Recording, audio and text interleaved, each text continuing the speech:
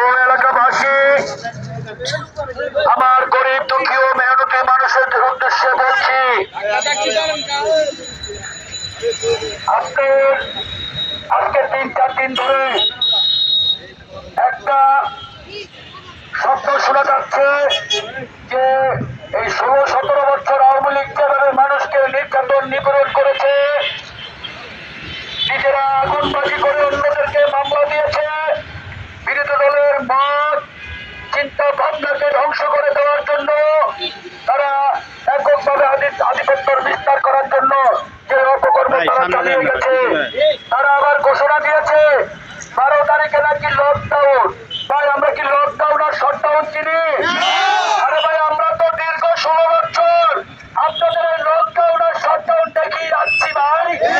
আপনারা চাপা না মেরে, যদি কারো ক্ষমতা থাকে, শক্তি থাকে, রাজপথে আমরা আছি, আপনারা আমাদের সাথে মোকাবেলা করুন। আসুন, এদেশের সাধারণ মানুষদেরকে, গরিব দুঃখী মানুষদেরকে, অসহায় মানুষদেরকে আপনারা ভয়ভীতি দেখাবেন না।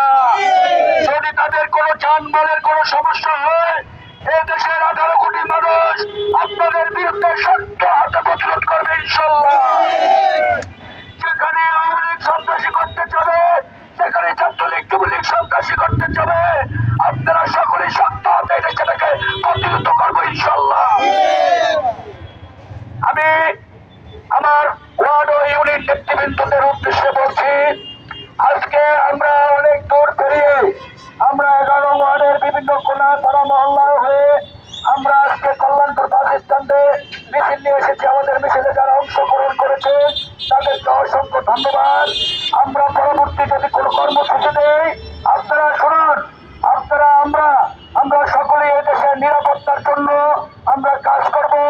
আজকে এদেশের মানুষ, আপনারা সকলেই, আমরা গেলাম মানুষ জনগণ, আমাদের আজকে একজনের কথা হলে আমাদের কলম সকলের কথা হবে, এটা মাথায় রাখতে হবে আপনাদেরকে। আমি সকলকে ধন্যবাদ জানিয়ে আমি আমার সংক্ষিপ্ত বক্তব্য শেষ করছি।